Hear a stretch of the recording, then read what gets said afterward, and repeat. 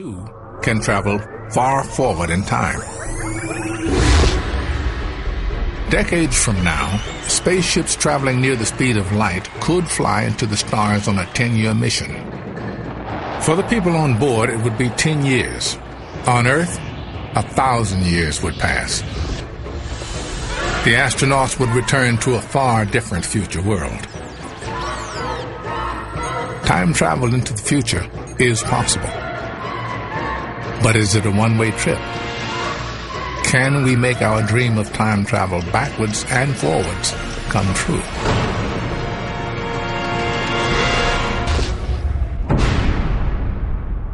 With the right technology, time-traveling spaceships could take us into the future. But can we go against the arrow of time and journey into the past?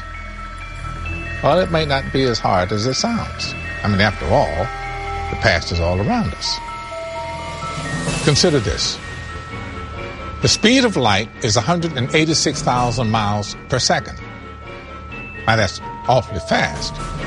But when a piece of light travels from here to there, it takes time.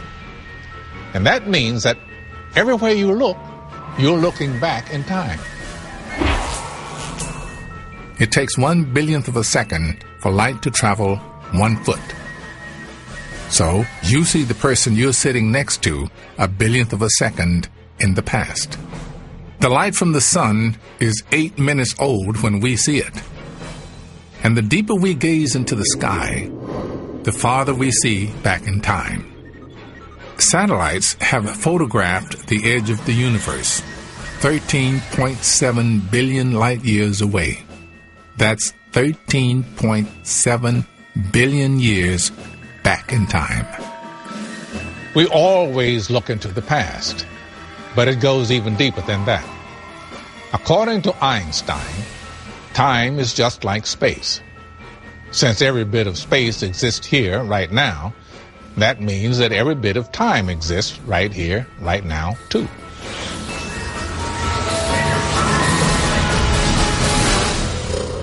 Sean Carroll is a physicist at the California Institute of Technology. Physicists tend to be eternalists. They think that the whole universe, the whole four-dimensional space-time in which we live, is equally real. We exist at different moments in this space-time continuum, and we feel different things at different moments of time. But it's not that the future is becoming real as time goes on. It's just that the future exists just as much as the past or the present. We're discovering what happens in the future as time goes on. But it's not becoming any more real, and the past is becoming real. So we think that in principle, the past and the future exist just as much as the present. The whole of time is all around us. But can we jump from the present to the past? In the early years of the 20th century, a young patent clerk named Albert Einstein gave us a possible way back. Riding to work on a streetcar, the barely 20-year-old Einstein looked up at a clock tower, and suddenly it all clicked.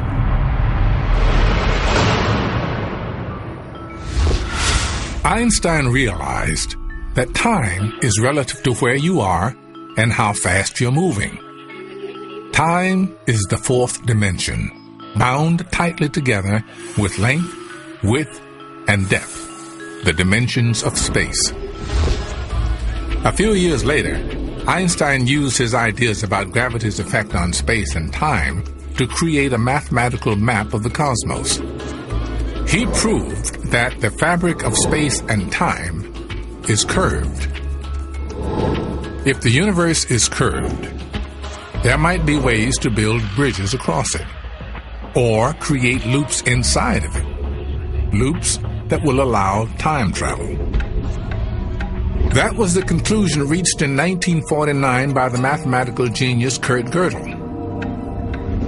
Gödel was a close friend of Einstein's, and he decided to see if the great man's equations permitted time travel.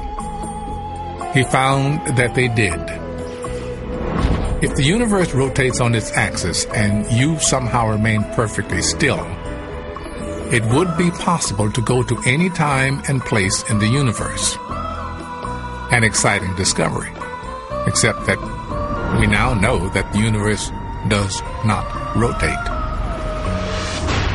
And without the rotation, you cannot have time travel.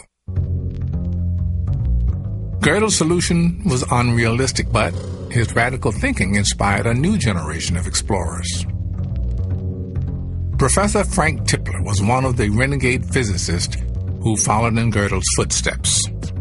I was fascinated by Gödel's paper, which I had actually read when I was an undergraduate at MIT, and I wondered if I could follow up Einstein's suggestion, can this be actually done physically? We can't rotate the universe, it either is rotating or not, but we might be able to do something on a smaller scale. And obvious, easy-to-solve model in relativity was a rotating cylinder. And so I was able to show that a rotating cylinder would give rise to these loops in time, being able to go backwards into time. Tipler's gigantic cylinder would hang in space, whirling at nearly the speed of light. Space turns into time, and time into space as both become twisted around the cylinder. So by traveling forward around the cylinder, you go backwards in time. Time direction is this way, but around a very rapidly rotating body, you can go backwards into a spiral like this and go backwards into time. So, my paper, which I tried to get published under the title of Constructing a Time Machine, the editors thought, well, that was a little too radical, and they wanted something that would not be so sound-bitey. And so I changed the title to Rotating Cylinders and the Possibility of Global Causality Violation. Now, there is a mouthful that no one will catch on to unless you actually read the paper. But later, Tipler found there were a few problems with his idea. I realized that the rotating cylinder, although an easy-to-construct solution to the Einstein equations, was not very realistic, because it had to be an infinite cylinder, and creating an infinite cylinder is hard as creating a universe, which obviously we cannot do. So I was wondering if it would be possible to have this sort of structure in a much smaller scale, and I discovered, alas, that's not going to be possible, because if you tried to speed up a body to generate the time machine, what you would find before the time machine property was created, you would rip a hole in space and time. You would create a singularity right there in space and time. So, alas, I had to give up my dream of creating a time machine. Tipler's spinning cylinder might not work, but there are massive objects in the universe that are already spinning near the speed of light. Black holes. The immense gravity of black holes push the laws of physics to the extremes. Could the secrets of backwards time travel lurk in their Stygian depths?